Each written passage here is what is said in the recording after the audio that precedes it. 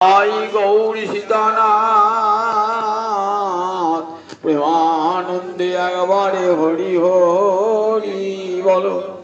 निताई गौरी सीतानाथ प्रेमानंदे एकबारे हरि हरि। निताई गौरी सीतानाथ प्रेमानंदे एकबार हरि हरि बोलो। जय राधा दामोदर जय राधा दाम जय राधा दामोदर जय राधा दामोदर जय राधा दामोदर जय राधा दामोदर जय राधा दामोदर जय राधा दामोदर। समवेत भक्तबिंदे चरण आमार कोटि कोटि दंडवत प्रणिपात।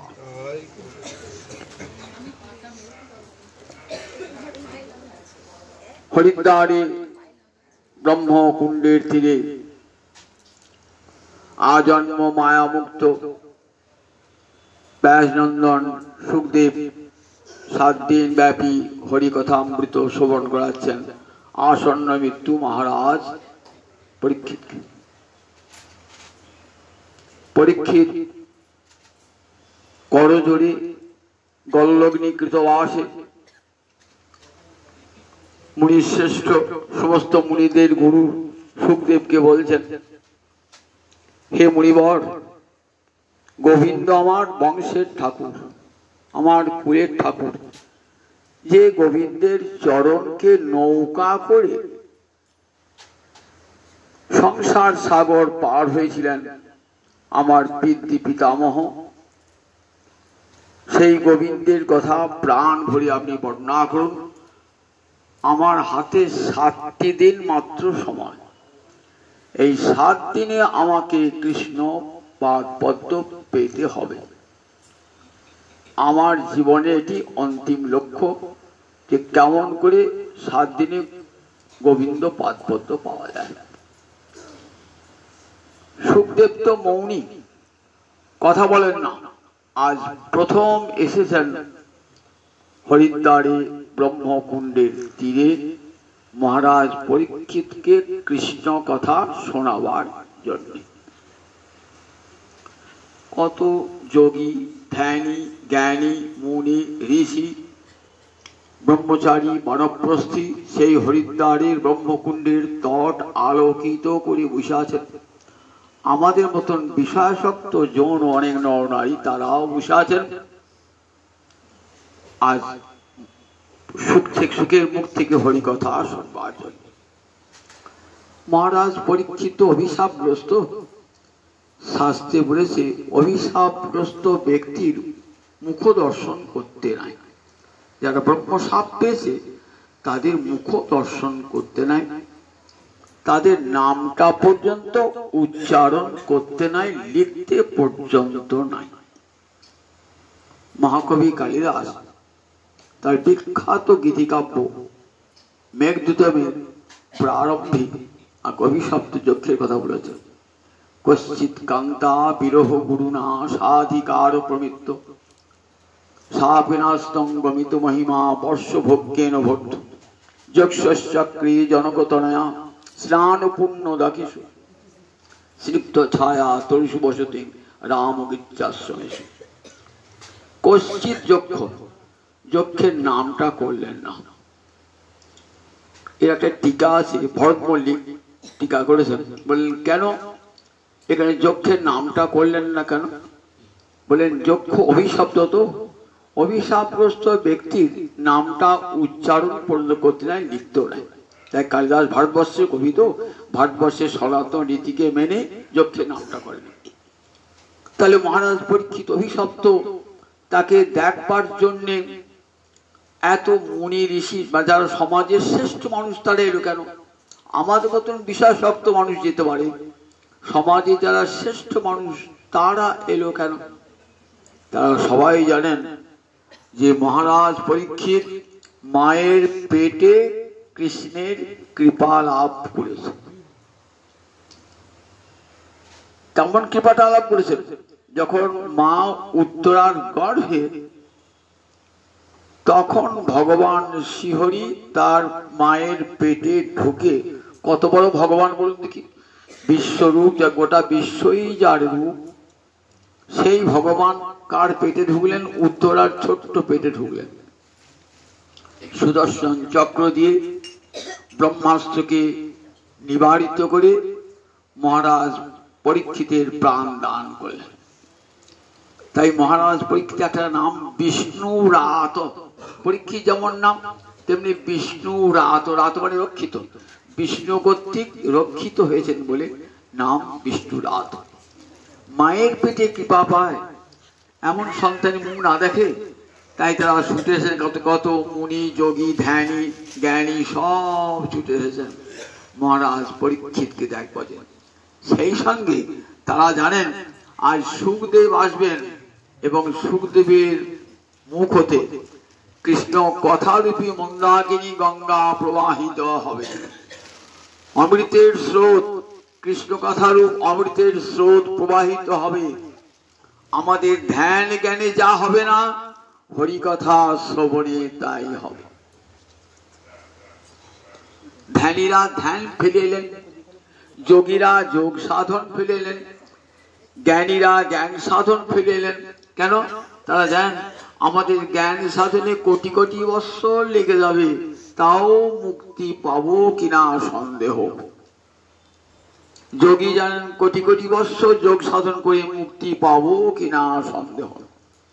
কিন্তু হরিকথার স্রোতে যদি গা ভাসাতে পারি, তাহলে ভাসতে ভাসতে গিয়ে গোবিন্দ চরণে পৌঁছে যাব। তাই তারা আজ এসেছেন কোথায়? হরিদ্বার এই ব্রহ্মকুণ্ডের তীরে। হরিকথারূপ গঙ্গা প্রবাহিত হবে আর তার সেই স্রোতে গা ভাসিয়ে দেবেন বলে মহারাজ পরীক্ষিত শুনতেছেন কৃষ্ণ কথা।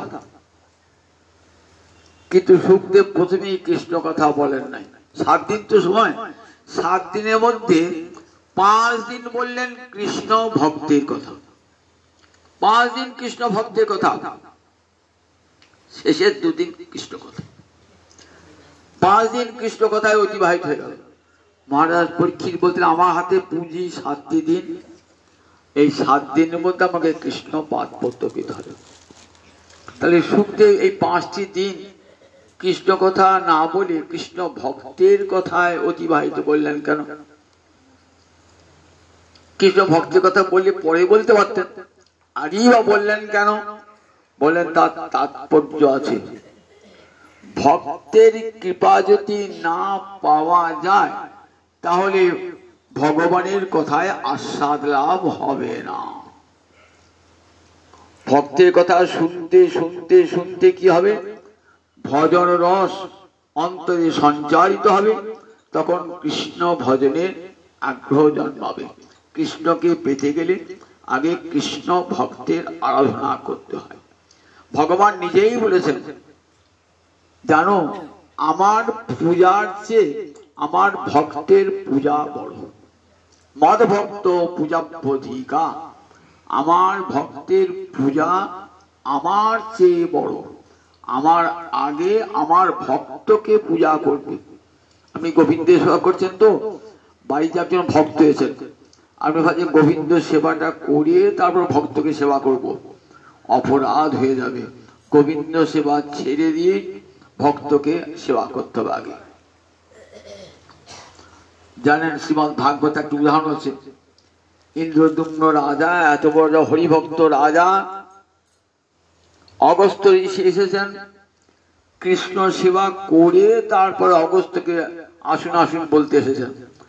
অগস্ত্য অভিশাপ দিয়ে চলে গেল, তং হস্তি মূর্খ ভব, রাজা হয়েছ, বিশাল নাম ডাক তোমার রাজা, আর বুদ্ধি তোমার শূন্য। হাতি যেমন বিরাট চেহারা বুদ্ধি, তাই তুমি হাতি হয়ে জন্মাবে। পরের জন্মে ইন্দ্রদুম্ন গজেন্দ্র হয়ে জন্মেছিলেন। জানেন তো ভাগবতের কথা। তাই হরি কথা বলবার পূর্বে হরি ভক্তের কথা বলতে হয় এবং ভক্তের শুনতে হয়। আমরা দেখি পদ্মপুরাণে দেবী দুর্গা মহাদেবকে জিজ্ঞাসা করছেন যে কার আরাধনা জগতের সর্বশ্রেষ্ঠ আরাধনা? মহাদেব বলছেন, শুনবে দেবী, আরাধনা নাম সর্বেশাং বিষ্ণুর আরাধনা। জগতে সব আরাধনার মধ্যে কৃষ্ণ আরাধনাই সর্বশ্রেষ্ঠ আরাধনা। তার উপরে কোনো আরাধনা নাই? বলে হ্যাঁ, তার উপর একটা আরাধনা আছে। কি আরাধনা?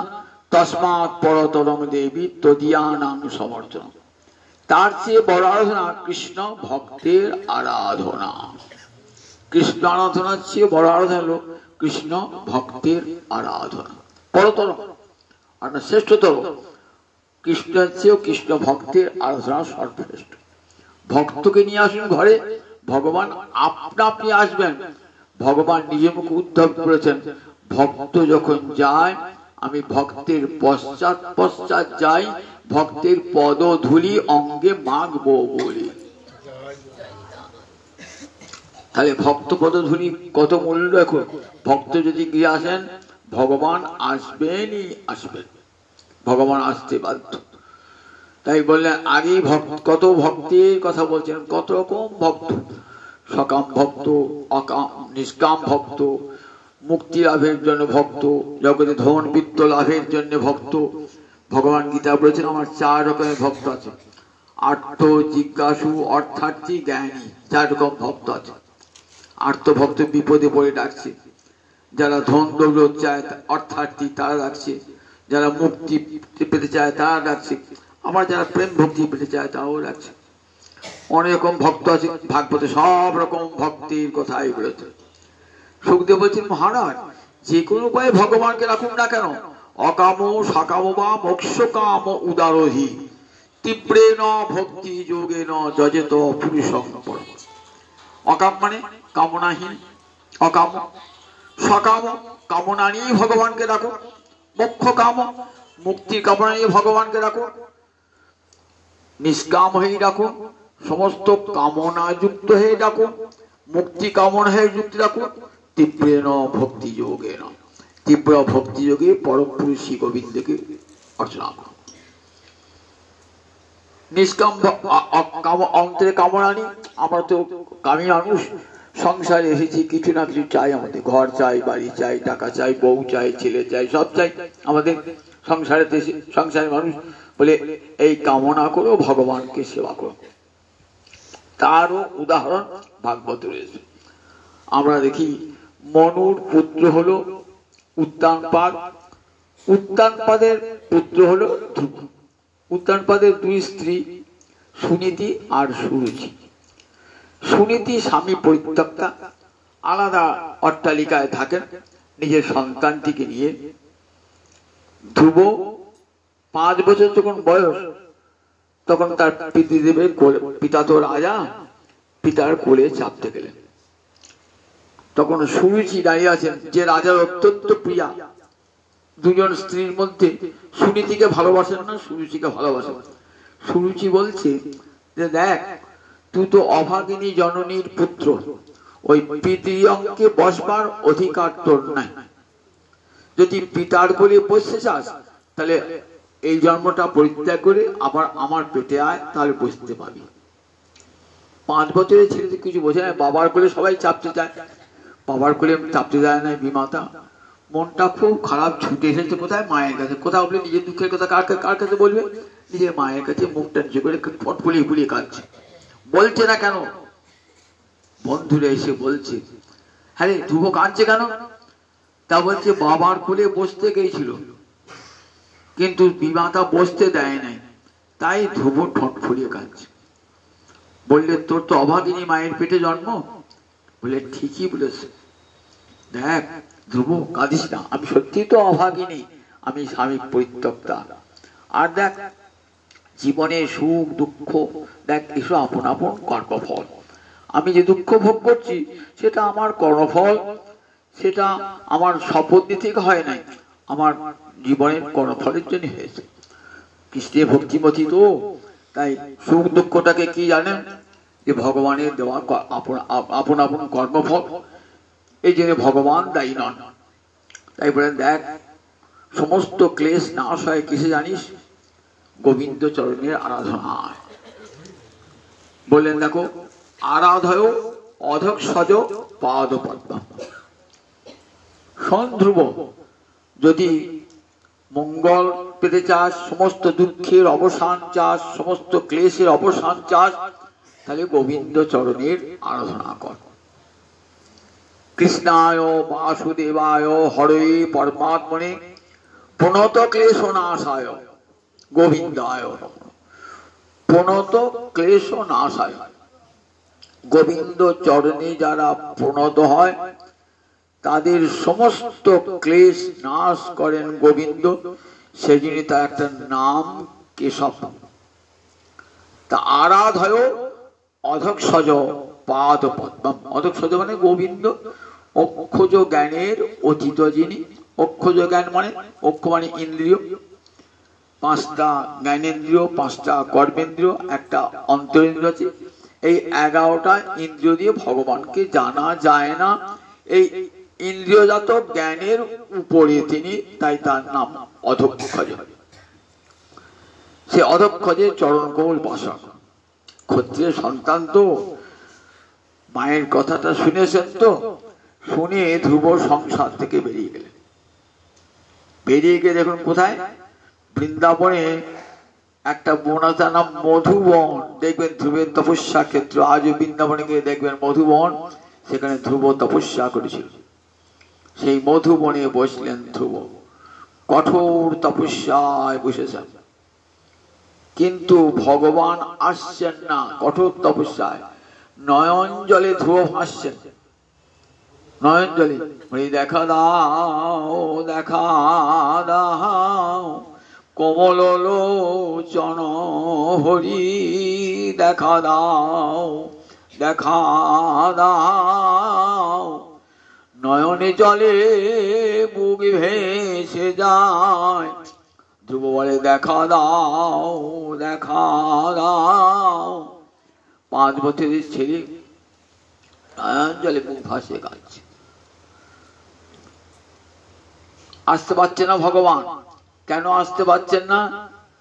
ধ্রুব যে সাধনা করতে আরম্ভ করলে, কৃষ্ণ ভজন করতে আরম্ভ করলো, গুরুকরণ হয় নাই তো। কেমন করে কৃষ্ণ ভজিত হয় সে তো জানে না। গুরু কৃপা না হলে কৃষ্ণ ভজন হয় না। এটা শ্রীমদ্ ভাগবতের সুসিদ্ধান্ত। যদি ভগবানের কৃপা পেতে চাও, আগে গুরুর কৃপা লাভ করো।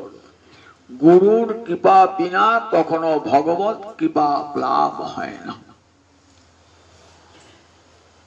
নারদকে বলছে, দেখি বলছে নারদ দেখো, উত্তানপাদ নন্দন 5 বছর ধ্রুব তপস্যা করছে, আমি তো যেতে পারছি না, কারণ ও তো অন্তরের ময়লা যায় না। কি ময়লা? কামনা। কি কামনা? বলছে আমার পিতা, আমার পিতামহ, এমনকি প্রপিতামহ ব্রহ্মা পর্যন্ত যে সিংহাসন লাভ করে নাই, আমি যেন সেই সিংহাসন পাই। পদং ত্রিভুবনোৎকৃষ্ট। ধ্রুবের তপস্যা সকাম কামনা নিয়ে। আমার পিতা যে সিংহাসনে বসতে পারেন নাই, আমার পিতামহ মনু যে সিংহাসনে বসতে পারেন নাই, এমনকি আমার প্রপিতামহ ব্রহ্মা যে সিংহাসনে বসতে পারেন নাই, আমি যেন সেই সিংহাসনে বসতে পারি। পদং ত্রিভুবনোৎকৃষ্ট জিজ্ঞেস সাধু বর্তমে। আমি সেই সিংহাসন পেতে চাই। পিতা আমাকে কোলে বসতে দেয় না, আমি চাই সেই সিংহাসন যেখানে আমার পিতাও বসতে পারে না, পিতামহ বসতে পারে না, ব্রহ্মাও বসতে পারে না। অন্তরে কামনা। গোবিন্দ বলছেন আমি যাব কেমন করি? যতক্ষণ অন্তরে কামনা বাসনা, আমি যাই কেমন করে, আমাকে বসাবেন কেমন করে? যাও নারদ, তুমি কানে মন্ত্র দিয়ে অন্তরের ময়লা দূর করে দাও না। গীতায় ভগবান বলেছেন না, আমাকে যদি কেউ ভজনে ইচ্ছা করে, আমি তাকে বুদ্ধি যোগ দান করি। আমি কি করি? আমি তার অন্তরে গুরু যাই, অন্তরে জ্ঞানের প্রদীপ জ্বালিয়ে তার অজ্ঞানজাত অন্ধকার দূর করে দিই। নারদ দেবর্ষি নারদ এলেন, নারদ পাঠালেন নারদকে। গুরু কৃপা লাভ হলে অন্ধকার দূর হয়ে যাবে। গু মানে অন্ধকার, আর রু মানে তার নিরোধ করে, ময়লা দূর করেন যিনি, অন্তরের ময়লা যিনি দূর করেন, তাই গুরু শব্দের অর্থ। এসে নারদ একবারই তো গুরুদেব কৃপা করবেন না, দেখবেন সে কৃপার যোগ্য বটে কি না। তার জন্য গুরুদেব শিষ্যকে পরীক্ষা করেন। হরিভক্তি বিলাস আছে, দেখবেন 1 বৎসর যাবৎ গুরু শিষ্যকে পরীক্ষা করেন। যদি বোঝেন যে শিষ্য গুরুমন্ত্র পাবার উপযুক্ত, তবেই মন্ত্রদান করে। শিষ্যকে যেমন বিচার করে গুরু গ্রহণ করতে হয়, গুরুকেও তেমনি বিচার করিয়ে শিষ্য করতে হয়। এসে পরীক্ষা করছে, এসে বলছে কি করছো ধ্রুব? বলে আমি তপস্যা করছি। তপস্যা তো ব্রাহ্মণের ধর্ম, তুমি তো ক্ষত্রিয়। না, আমার মা বলেছেন তপস্যা করতে। কার তপস্যা করছো? আমি কৃষ্ণের তপস্যা করছি। কি জন্যে? আমার পিতৃপিতামহ যে সিংহাসনে বসতে পারেন নাই, সেই সিংহাসনে আমি বসতে চাই। বলে দেখো, তো ক্ষত্রিয় সন্তান, তুমি তো যুদ্ধ করে, অস্ত্রবিদ্যা শিক্ষা করে, যুদ্ধ করে তুমি ছিনিয়ে নেবে সিংহাসন, তার জন্য তপস্যা করবে কেন? তপস্যা তো ব্রাহ্মণরা করেন, তাদের শক্তি থাকে না বলে। তুমি কেন তপস্যা করবে? তুমি এখন তো খেলাধুলার সময়, 5 বছর বয়স্কার তপস্যার সময় হয়?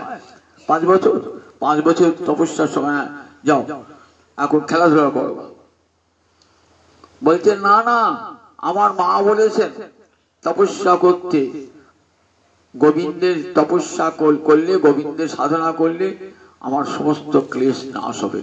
আমি তপস্যার আসন ছেড়ে উঠবো না। বুঝলেন? উপযুক্ত শিষ্য। এত কথা বলার পরও 5 বছরের ধ্রুব ক্ষত্রিয় সন্তান তো যা করবেন তা করবেন, একবার অন্তর দৃঢ়তা। তাহলে যাও, এই যমুনায় স্নান করে এসো, আমি তোমাকে দীক্ষা দান করব। যমুনায় স্নান করে এলেন, ধ্রুবের কানে দীক্ষা দান করলেন, বাসুদেব মন্ত্র দান করলেন। বললেন ধ্রুব, এই 6টি মাস তুমি এইভাবে ভগবানকে আরাধনা করো। 6 মাসের মধ্যেই ভগবত দর্শন হবে তোমার। 6 মাসের মধ্যে গুরু কৃপায় অসম্ভব সম্ভব হয়ে যায়। যে ভগবানকে যোগী কোটি কোটি বৎসর ধরে সাধন করে পান না, জ্ঞানী পান না, মহৎ কৃপায়, গুরু কৃপায় অনায়াসে হয়ে যায়। দেবর্ষি নারদ যখন বলছেন 6 মাসের মধ্যে পাবেন, বলে আমি তোমাকে কানে মন্ত্র দিয়ে চলে গেলাম। মন্ত্র দিয়ে দেবর্ষি নারদ হরিগুণ গান করতে করতে চলে গেলেন। এবার গুরু বাক্যকে সম্বল করে গুরুচরণ হেয়ায় ধরে দুর্বল তপস্যা করতে আরম্ভ, কঠোর তপস্যা। কিরকম তপস্যা দেখুন, ত্রিরাত্রন্তে কপিত্থ বদরাসন। 6টা মাসেই সিদ্ধি লাভ দেখাচ্ছেন। 1 জন্মেই সিদ্ধি লাভ হয় গুরু কৃপায়। বহু জন্মের প্রয়োজন হয় না, 1 জন্মেই হয়ে যায়। শ্রীমদ ভাগবত দেখাচ্ছে ত্রিরাত্রন্তে কপিত্থ বদরাসন। প্রথম মাসে 3 রাত্রি অন্তর অন্তর কি খেতেন? কপিত্থ বদরাসন, কয়েদ বেল আর কুল ফল। কোন রকমে জীবনটাকে বাঁচিয়ে তপস্যা করতে হবে, তো কৃষ্ণ ভজন করতে হবে। তো ভজন করতে গেলে শরীরটাকে রাখার দরকার, তাই বহু কষ্টে কপিত্থ বদরাসন। কপিত্থ মানে কয়েদ বেল, আর বদর মানে কুল। কপিত্থ বদরাসন, কয়েদ বেল আর কুল খেয়ে 3 দিন অন্তর অন্তর। দ্বিতীয় মাসে 6 রাত্রি অন্তর অন্তর কি খেতেন? তৃণপর্ণ, ঘাস খেতেন, গাছের পাতা খেতেন। তৃতীয় মাসে 9 দিন অন্তর অন্তর জল খেতেন। চতুর্থ মাসে শুধুমাত্র 12 দিন অন্তর অন্তর বায়ু ভক্ষণ করত। পঞ্চম মাসে সব খাওয়া ত্যাগ, জিতশ্বাস হয়ে 1 চরণে দাঁড়িয়ে ভগবানকে ডাকছে। 1টি চরণে। পৃথিবী যেন কাঠ হয়ে গেছে। নৌকোর উপর যদি হাতি চাপে, বুঝুন একদিকে যদি থাকে, নৌকোটা কেমন কাঠ হয়ে যায়। পৃথিবী যেন কাঠ হয়ে গেছে একদিকে, এমন করে দেবো 5 বছরের ছেলে কাছে ভক্তের কি শক্তি, শুধু তাই নয়, উপরে সপ্ত লোক কেঁপে উঠেছে, নিচের সপ্ত লোক কেঁপে উঠেছে ভক্তের শক্তিতে। 5 বছরের ধ্রুব, তার আরাধনায় 14 ভুবন কাঁপছে। দেবরাজ ইন্দ্র ভাবছে তাহলে ওই ছোট ছেলেটি বোধহয় আমার সিংহাসন দখল করে নেবে। খুব ভয় হয়ে গেছে, আমি তো স্বর্গের রাজা, আমার সিংহাসন দখল করে নেবে। গোবিন্দের কাছে গেলেন সব দেবতাগণকে নিয়ে। ওই ছেলেটির তপস্যায়, ওই 5 বছরের ছেলেটির তপস্যায় দেখো পৃথিবী কাঁপছে, 14 ভুবন কাঁপছে, আপনি কিছু ব্যবস্থা করুন। গোবিন্দকে বলছেন ক্ষীর সমুদ্রের তীরে গিয়ে। গোবিন্দ বলছেন চিন্তা করো না, ও তোমার সিংহাসন নেবার জন্য ও তপস্যা করে নাই, 5 বছর ধ্রুব তপস্যা করছি আমার দর্শনের জন্য। তুমি চিন্তা করো না, তুমি নিজের স্বর্গে ফিরে যাও, নিজের সিংহাসন অধিষ্ঠিত হও। ব্রহ্মা তোমারও চিন্তা নাই, তোমার ব্রহ্মলোক কেড়ে নেবে না, আমি শীঘ্রই যাব। শীঘ্র অন্তর থেকে সমস্ত ময়লা যখন দূর হয়ে যাবে তখন আমি যাব। 6টি মাস অতিক্রান্ত হয়েছে, 6টি মাস। হৃদয়ের সব মল গুরু কৃপায় সব দূরীভূত হয়ে গেছে। কামে লাগি কৃষ্ণ ভজে, পায় কৃষ্ণ রসে, কামে ছাড়ি দাস হইতে হয় অভিলাষে। অন্তরে কামনা বাসনা এমনই না, ভগবানকে ভজতে দেয় না। তাই নর্ত ঠাকুর নিদাই চাঁদের করুণা কামনা করছেন। বিষয় ছাড়িয়া কবে শুদ্ধ হবে মন, কবে হামহের অবশে মধুরী বৃন্দাবন। আমরা অনেকে বৃন্দাবন যাই, অন্তরে বিষয় চিত্তারি যায়, তো তাই বৃন্দাবনে মাধুর্য অনুভব হয়, বৃন্দাবনে মাধুর্য অনুভবই হয় না। কতক্ষণে বাড়ি ফিরে আসবো, বাড়ি থেকে কি করছে এই চিন্তারই, সেখানকার রাধারণ চিন্তা হয়, আমরা বৃন্দাবন যাওয়াই হয়। তাই বিষয় ছাড়িয়া কবে শুদ্ধ হবে মন, কবে হামহের অবশে মধুরী বৃন্দাবন। বিষয় চিন্তা বিমুক্ত হয়ে যখন বৃন্দাবন যাবেন তখন দেখবেন রাধারানী কৃপা পেয়েছেন, বৃন্দাবন মাধুর্য এমন আস্বাদ হবে, আর বৃন্দাবন ছেড়ে আসতেই ইচ্ছা করবে না, সংসারে প্রবেশ করতে ইচ্ছা হবে না। কবিরাজ গোস্বামী চৈত্র চৈতামৃতে বলছেন, বৃন্দাবনে গিয়ে আবার যদি সংসার রঙ্গমঞ্চে ফিরে আসতে হয়, বন্ধুর সঙ্গে রঙ্গ করতে ইচ্ছা হয়, তাহলে বৃন্দাবনে কেশী তীর্থের উপকণ্ঠে যে গোবিন্দ মূর্তি আছে, হরিতনু আছে, দর্শন করুন। কোথায় বলেন এটি? বৃন্দাবনে গোবিন্দ মন্দিরে রূপ গোস্বামীর প্রতিষ্ঠিত বিগ্রহ, এত সুন্দর বিগ্রহ দর্শন করলে পরে আর সংসারে ফিরে আসতে ইচ্ছা হবে না। তাই গোবিন্দ দর্শন করো না, তাহলে আর ফিরে আসতে পারবে না। আমরা তো গোবিন্দ দর্শন করি, আবার বেশ ফিরে আসি, তাহলে কি করে আসি? তাহলে ভাগবত কথা মিথ্যা বলে না, না তোমাদের দেখাই হয় না। ভগবানকে দেখতে গেলে প্রেমের কাজল মাখা নয়নে দেখতে হয়। ব্রহ্মা গোবিন্দকে দর্শন করে কি বলছেন, এত রূপ তোমার, প্রেমাঞ্জন ছুরিত বিলোচনেন সন্ত সদৈব হৃদয়েষু বিলোকয়ন্তি, ইয়ং শ্যাম সুন্দরং অচিন্ত গুণ স্বরূপং গোবিন্দং আদি পুরুষং তমহং ভজামি। ব্রহ্মা দেখছেন অপূর্ব রূপ গোবিন্দের, প্রেমের কাজল মাখা নয়ন দিয়ে সেই রূপ দর্শন করতে হয়। অর্থাৎ গুরু কৃপা, গুরুদেব যখন কৃপা করে কর্ণে মন্ত্র দিয়ে চোখের অন্ধকার দূর করে দেবেন, মায়ার কাজল সরিয়ে দিয়ে প্রেমের কাজল মাখিয়ে দেবেন, তখন দেখবেন গোবিন্দের অঙ্গে উপাঙ্গে কত মাধুর্য। দক্ষিণে রঙ্গনাথ আছে, কাবেরী নদীতে রঙ্গনাথ, অপূর্ব সুন্দর রঙ্গনাথ। দক্ষিণ ভারতের পরম বৈষ্ণব ছিলেন কে? রামানুজাচার্য, বিখ্যাত বৈষ্ণব। প্রতিদিন কাবেরীতে স্নান করে দর্শন করতেন রঙ্গনাথকে, রঙ্গনাথের রূপ দর্শন করে আর রামানুজ ফিরে আসতে চাইতেন না। তার শিষ্য ছিল, তার নাম ধনুর্দাস। ধনুদাসকে বলছেন, ধনুদাস দেখো কি কি কি সুন্দর রূপ আমার রঙ্গনাথের, কি অপূর্ব রূপ। ধনুর্দাস গুরুদেবের কথায় খুব একটা সম্মতি দেন না, কারণ তিনি ওই রঙ্গনাথকে দর্শন করে আনন্দ পান। তার একটি সুন্দরী গণিকা ছিল, তার সঙ্গে তার ভালোবাসা ছিল। মনে মনে ভাবতেন যে আমার সুন্দরী গণিকার কত রূপ, তার মুখটা দেখলে পরে আর রঙ্গনাথকে দেখতে ইচ্ছা। গুরুদেব বুঝতে পেরেছেন। গুরুদেব বলছে, আমি তো কাজ রঙ্গনাথ দেখাবো, রঙ্গনাথ দেখাবো।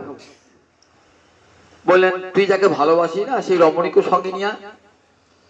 সেই রমণী পশ্চাৎ পশ্চাৎ যাচ্ছেন, রঙ্গনাথ আর ধনুর্দাস আগে আগে যাচ্ছেন, তার আগে যাচ্ছেন গুরুদেব।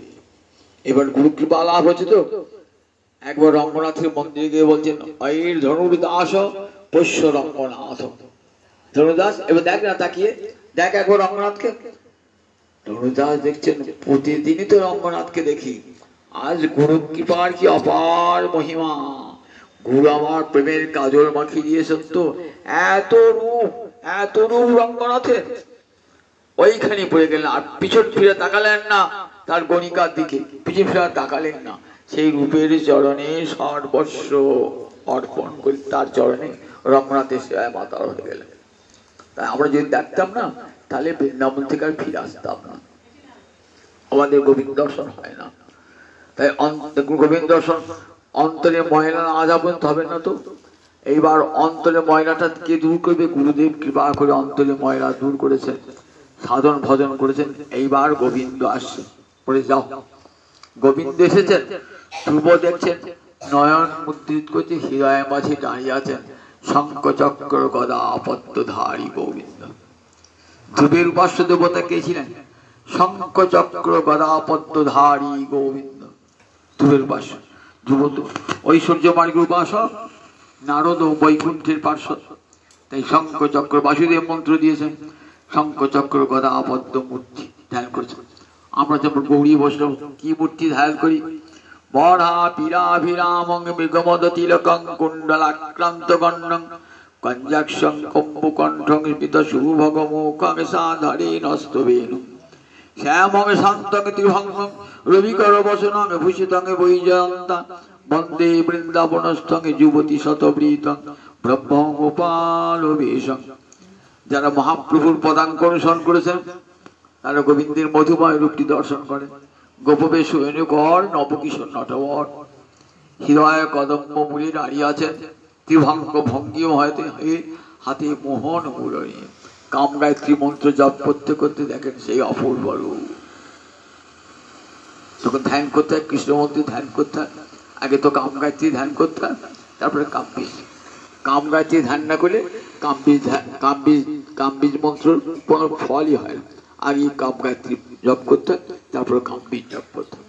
কাম গায়ত্রী জপ করে ভগবানের ওই রূপটি বুকের চোখের সামনে ভেসে ওঠে, হৃদয়ের সামনে, তখন ভগবানের ওই যোগপীঠে ভগবানের মন্ত্র কামবীজ মন্ত্র বলতে হয়। তা যখন গুরুদেব কৃপা করেন না, তখন ভগবান অপূর্ব রূপ ফুটে উঠছে। ধ্রুবের উপাস্য দেবতা হলো শঙ্খ চক্র গদা পদ্মমূর্তি। বিশ্বদেবের যেমন উপাস্য ছিলেন শঙ্খ চক্র গদা পদ্মমূর্তি, হৃদয় মাঝে দাঁড়িয়ে আছেন, এত রূপ।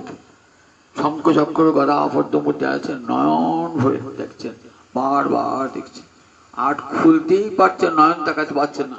এদিকে গোবিন্দ এসে দাঁড়িয়েছেন, ভিতরে একটা গোবিন্দ, বাইরে একটা গোবিন্দ। বাইরে গোবিন্দ শঙ্খ চক্র গদা পদ্ম, আবার ভিতরে গোবিন্দ শঙ্খ চক্র গদা পদ্ম। একটা ধ্যানের মূর্তি আর একটা সাক্ষাৎ স্বরূপ ভগবানের বিগ্রহ বৈকুণ্ঠ মূলতে। গোবিন্দ ভাবছেন আমি তো এলাম, কিন্তু ধ্রুব তো আমার দিকেই তাকাচ্ছে না। ধ্রুব তো চক্ষু মুদ্রিত করে আছে, আমি বৈকুণ্ঠ থেকে নেমে এলাম আর এখনো ধ্রুব আমার দিকে তাকাচ্ছে না। বললেন কি করে তাকাবে? তোমার যে দুটো রূপ, ভিতরের রূপটা দেখছে ধ্রুব, পাগল হয়ে গেছে ধ্রুব, চোখ আর খুলতে পারছে না। তখন ভগবান কি করলেন? ওই যে ভিতরের রূপটা অন্তর্ধান করিয়ে দিলেন, আর ধ্রুব দেখতে পাচ্ছে না ভিতরে। এইবার চোখটা খুলেছেন, কোথায় গেল অন্তরে ধন, কোথায় গেল? ধ্রুব যেই চোখটা খুলে অন্তরে ধনকে বাইরে দেখবার জন্য দাঁড়িয়েছেন, তখন দেখছে সম্মুখে দাঁড়িয়ে শঙ্খচক্র গলা আবদ্ধ মূরতি গোবিন্দ। ভিতরের ধন বাইরে দাঁড়িয়ে আছে। অপূর্ব রূপ, সেই রূপে নয়ন দিয়েছেন তো, রূপে নয়ন এত নয়ন ফেরানো যায় না, এত অপরূপ রূপ, এত অপরূপ রূপ। ধ্রুবার নয়নটা ফেরাতে পারছেন না সেই নারায়ণের রূপে, এত মাতোয়ারা হয়েছেন ধ্রুব। গোবিন্দ রূপ দর্শন করে রঘুনাথ দাস গোস্বামী পাল বলেছেন, রঘুনাথকে যারা প্রশ্ন করছে, রঘুনাথ তুমি সংসার ছাড়লে কেন? তোমার ঘরে তোমার এমন সুন্দরী পত্নী রয়েছে, অত অঢের ঐশ্বর্য রয়েছে, তুই ছাড়লে কেন? তা বলছে, দেখো আমাকে জিজ্ঞাসা করো না, উত্তরটা পেয়ে যাবে। তুমি একবার গৌরাঙ্গ রূপ দর্শন করো, দর্শন করলে উত্তরটা পেয়ে যাবে। একবারে যেই হ্যাঁ রে সে আখি ফিরাতে না রে, মনে উন্মাদন গোড়া চাঁদ, মনোন্মাদন গোড়া চাঁদ। একবার যেই হ্যারে সে আখি ফিরাতে না রে। একবার যে গৌরহরিকে দর্শন করেছেন, রাধারানী রূপের সীমা নাই, আবার গোবিন্দের রূপের সীমা নাই। দুটো রূপের সাগর মিলিয়ে আমার গৌরাঙ্গ রূপের মহাসাগর। একবার যেই হ্যাঁ রে সে আখি ফিরাতে না রে, মনে উন্মাদন গোড়া চাঁদ। মনকে মাতিয়ে দেয়, তখন সংসার থাকতে ভালো লাগে, তাই সংসার ছেড়ে পালিয়ে এসেছি। দেখো তুমি যদি আমার মতো দেখো না, তুমিও সংসার করতে পারবে না। দেখছেন এত রূপ চোখের সামনে, নারায়ণ সমক্ষে দাঁড়িয়ে আছেন, শঙ্খচক্র গদা পদ্মধারী গোবিন্দকে দর্শন করেছেন। ইচ্ছা হয়েছে ধ্রুবের যে ভগবানকে স্তব করবো। 5 বছরের ছেলে পাঠশালাতেই যায় না, কি করে স্তব করবে? লেখাপড়া যায় না, অঙ্কই দিয়ে পড়ে না। কিন্তু গীতায় ধ্যানে পড়েছেন তো, মুখং করতি বাচালং পঙ্গুং লঙ্ঘয়তে গিরিম যৎকৃপা তমহং বন্দে পরমানন্দ মাধব। গোবিন্দের কৃপা হলে কি না হয়? মুখ বোবা, সে বাচাল হয়ে যায়। খোড়া যে পঙ্গু, সে গিরি পর্বত টপকায়, সে পর্বত লঙ্ঘন করে। পঙ্গুং লঙ্ঘয়তে গিরিম যৎকৃপা তমহং বন্দে পরমানন্দ মাধব। গোবিন্দের কৃপা হলে বোবা বাচাল হয়ে যায়। গৌরীরা দেখেছি, গৌরীরা শিবানন্দ সেনের কনিষ্ঠ পুত্র, নাম তার পরমানন্দ সেন।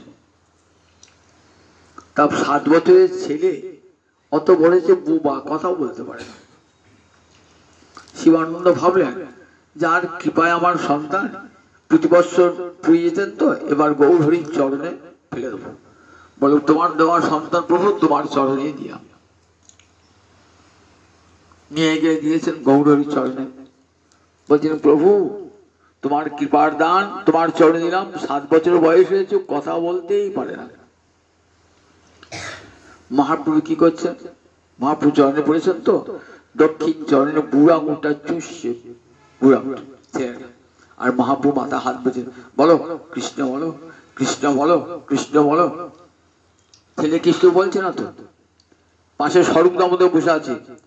স্বরূপ দেখো, আমি জগতে যারা হাতি বাঘ সিংহ তাদের কৃষ্ণ বলালাম, কুকুরকে পর্যন্ত কৃষ্ণ বলালাম, শিবানন্দের কুকুরকে পর্যন্ত কৃষ্ণ বলালাম, আর এই মনুষ্য সন্তানকে কৃষ্ণ বলাতে পারলাম না। বলছেন প্রভু, সবিতা বলছে বলছে তোকে মুখে তো উচ্চারণ করছে না। বললে, প্রভু গুরু মন্ত্র কেউ মুখে উচ্চারণ করে, গুরু মন্ত্র অন্তরে জপ করে। গুরু মন্ত্র তুমি কৃষ্ণ বলেছো তো, ও মনে মনে কৃষ্ণ জপ করছে। তা বেশ, কৃষ্ণের তো আরো নাম আছে, সেটা বলুক। তখন দেখুন কি অপূর্ব একটি শ্লোক বললেন না। শ্লোকটা শুনে মহাপ্রভু 2 গান তৃপ্ত হয়ে গেল। শুভ কুবলয়ম অগ্নৌরঞ্জনম উরসো মহেন্দ্র মণিদাম বৃন্দ বৃন্দাবন রমণীনাং অখিল মণ্ডনং হরির জয়তি হরির জয়তি হরির জয়তি। শ্রীহরি জয় হোক। শ্রীহরি বৃন্দাবন রমণীনাং অখিল মণ্ডন। বৃন্দাবনের রমণীরা অন্য কোনো ভূষণ পরে না, অলঙ্কার পরে না। কারণ কৃষ্ণই তাদের অঙ্গের ভূষণ, তাদের চোখের ভূষণ, কানের ভূষণ, হাতের ভূষণ, সব বক্ষের ভূষণ সব। সমস কুবলয়ং। কানে মেয়েরা নীল পদ্ম দুলের মতো দলিত বলে সমস। কৃষ্ণ কথা শুনে এই কৃষ্ণ কথাই তাদের কর্ণের ভূষণ। কাজ কি ভূষণে হে কাজ কি ভূষণে। রাধের বলছেন আমার কাজ কি ভূষণে হে কাজ কি ভূষণে। আমার শোভন ভূষণ হসি হরি নাম বদন ভূষণ গানে। আমার শোভন ভূষণ শ্রীহরির নাম, আবার বদনের ভূষণ শ্রীহরির নাম কীর্তন। তাই বৃন্দাবন রমণী নাম অখিল মণ্ডন। বৃন্দাবনে যারা রমণী সবস, সো মানে কান, কুবলয়। কুবলয় মানে নীল পদ্মকে কুবলয় বলে। নীল পদ্ম যখন ফোটে নাই কুড়ি, তখন কি করে ওই মেয়েরা বৃন্দাবনের রমণীরা কানে ওই দুলের মতন করে ধুলাত। তারপরে কৃষ্ণই তাদের নীল পদ্ম। কৃষ্ণের অঙ্গের বর্ণ তো নীল, নীল পদ্ম। শুভ শুভ কুবলয় অক্ষণ রঞ্জনম। মেয়েরা কাজল পরে, চোখের দৃষ্টি সুন্দর হয় বলে বলেন কৃষ্ণ তাদের চোখের কাজল, চক্ষের ভূষণ। অক্ষণ্য তাঙ্গে ফলমিদং গোপীরা বলছেন, বলেন চোখের ফল কি, যার চক্ষুষ্মান তাদের ফল কি না কৃষ্ণ দর্শন। অগ্ন রঞ্জন উরস মহেন্দ্র মণিরাম। বুকে ধরে মণিহার তোলে তো গোবিন্দ তাদের বুকের মণিহার। বৃন্দাবন রমণীনাং অখিল মণ্ডন। সমস্ত ব্রজগোপীর ভূষণ হলো গোবিন্দ। শ্রীহরির জয়, সেই হরি জয় হোক জয় হোক জয় হোক।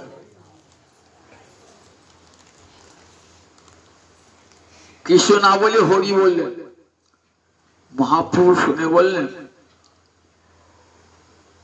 তুমি এমন সুন্দর শ্লোক বললে, লেখাপড়া জানে না, স্কুলেও যায় না, 7 বছর বোপা ছেলে, স্কুলে যাবে কথা, কোনদিন সংস্কৃত পড়ে নাই, কিন্তু মহাপ্রভুর করুণায় মুখ দিয়ে কি সুন্দর শ্লোক বার হয়ে গেল। মহাপ্রভু বললেন আজ থেকে তোমার নাম হলো কবি কর্ণপুর।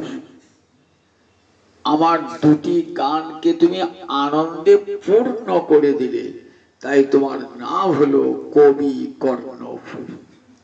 পরবর্তীকালে কবি কর্ণপুর দেখবেন কত সংস্কৃত গ্রন্থ লিখেছেন। আনন্দ বৃন্দাবনে চক্ষু বলে বিশাল চক্ষু কাব্য রচনা করেছেন। রাধা মাধবের সব লীলা বর্ণনা আছে, বৃন্দাবন লীলা। চৈতন্য চন্দ্রদয় বলে নাটক রচনা করেছেন। চৈতন্য চৈতামিত মহাকাব্যম বলে চৈতন্য লীলা রচনা করেছেন। তাহলে দেখুন কৃপাতে কি না হয়। তা ধ্রুব 5 বছর লেখাপড়া না শিখলে কি হবে? কি করলেন?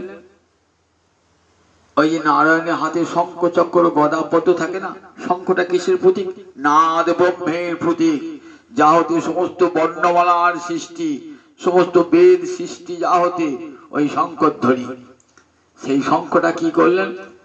ধূপের গণ্ডদেশে ঠিকিয়ে দিলেন, গালে ঠিকিয়ে দিলেন। ঠিক যেমন বাবা ছেলেকে আদর করে গণ্ডদেশে হাত দিয়ে, তেমনি করে ধূপের গণ্ডদেশে। সঙ্গে সঙ্গে ধূপের মুখ দিয়ে অপূর্ব শ্লোক বার হয়ে গেল।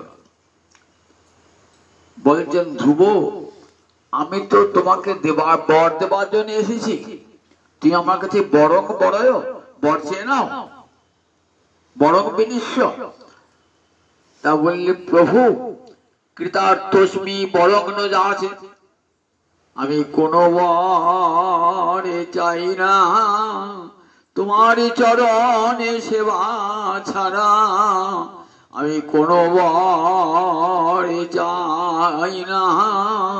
আমি কৃতার্থ হয়েছি প্রভু, আমি কোনো বরে চাই না। কেন? তুমি তো বর নেবার জন্য এসেছিলে। পদং ত্রিভুবন কৃষ্ণ জিগিষু সাধু বর্তমে।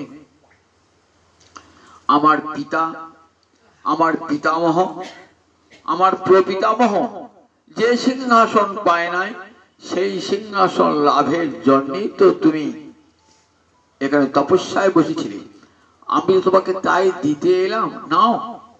বলে না প্রভু, আমি কি তখন তাই জানতাম যে তোমার এত রূপ আছে? জানতাম কি প্রভু, যে রূপ দেখলে পারে, যে ভুবন মোহন রূপ দর্শন করে জগতের সব বস্তু তুচ্ছ হয়ে যায়। কৃতার্থস্মি বরণ্য যা আছে, আমি কৃতকৃতার্থ, আমি আর বর প্রার্থনা করি না। কাচং বিচিন্নং দিব্যরত্নং প্রাপ্তম, আমি কাচের টুকরো খুঁজছিলাম, খুঁজতে খুঁজতে হীরের টুকরো পেয়ে গেছি। আচ্ছা বড় ঠাকুর, কাঁচ খুঁজতে খুঁজতে যদি কেউ হীরের টুকরো পেয়ে যায়, তাহলে কি স্যার কাঁচের দিকে তার মন থাকে? ওই তো পিতামহ যা পায় না সিংহাসন, সেটা কাঁচের টুকরো। এই জগতের বিষয় সম্পদ যা কিছু, ব্রহ্মলোকের সম্পদ পর্যন্ত তুচ্ছ কৃষ্ণ ভক্তির কাছে।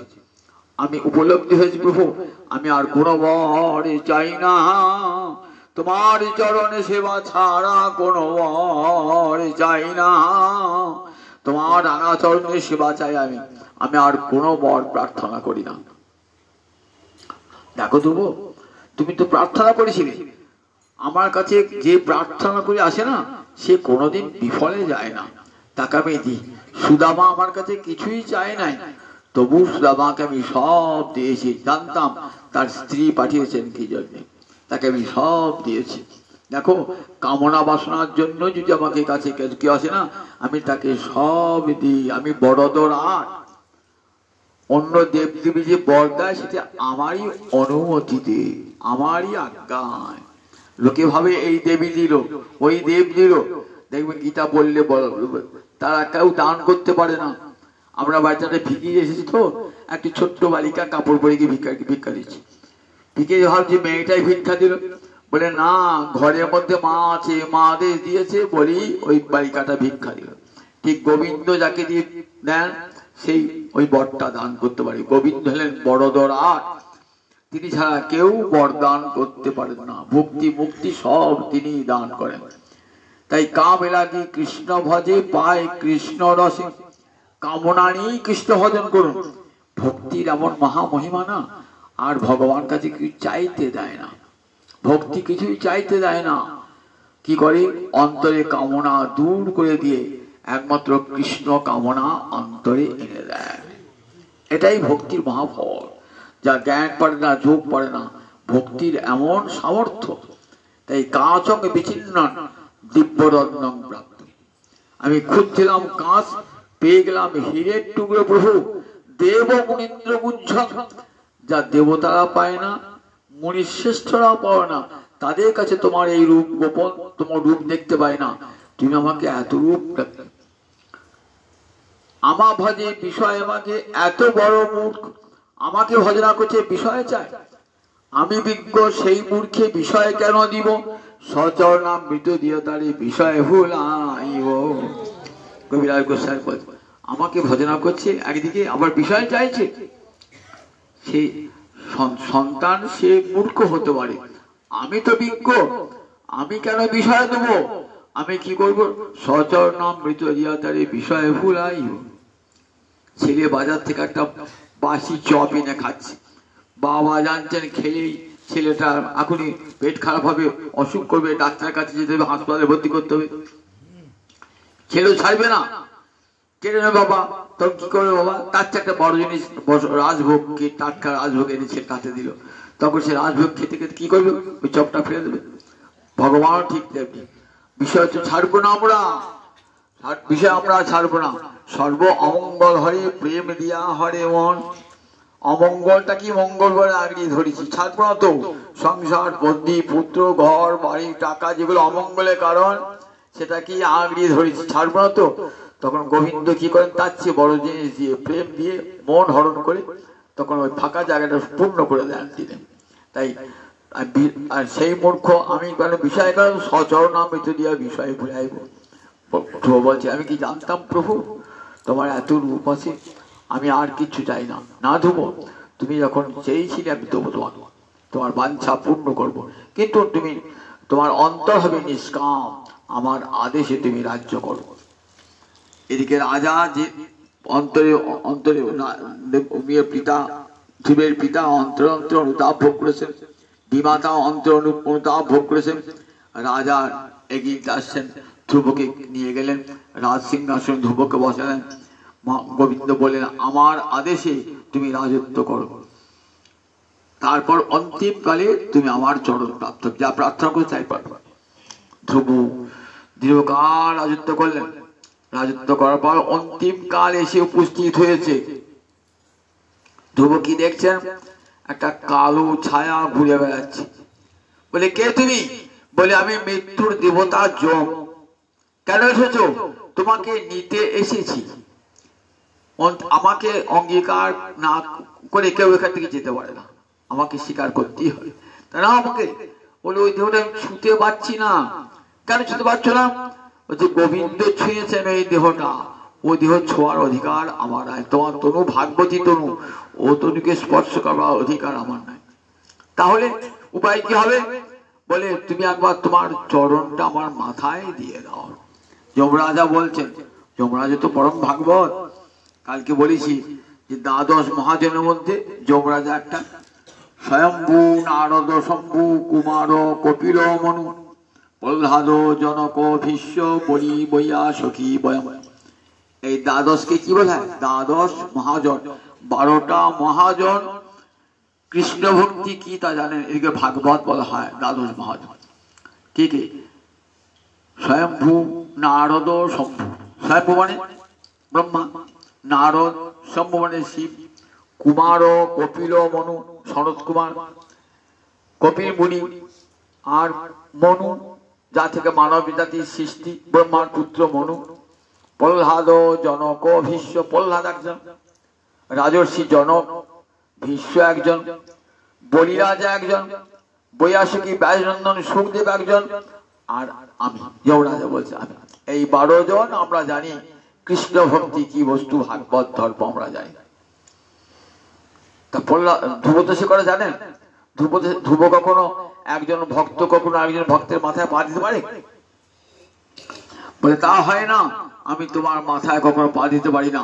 তুমি আমার মাথায় পা দেবো না, আর দিতে পারি না। তোমার অঙ্গ গোবিন্দ স্পর্শ করেছে। তাহলে উপায় কি হবে? বলে আমি একটা নূতন বস্ত্র নিয়ে আসি, সেই বস্ত্রটা মাথায় দেবো, তুমি একবার চরণ দিয়ে ঠেকাবে। ধ্রুব এই মৃত্যু দেবতা যম নূতন বস্ত্র নিয়ে এলেন, সেই বস্ত্রটি মাথায় দিলেন, আর ধ্রুব একবার চরণটা স্পর্শ করলেন।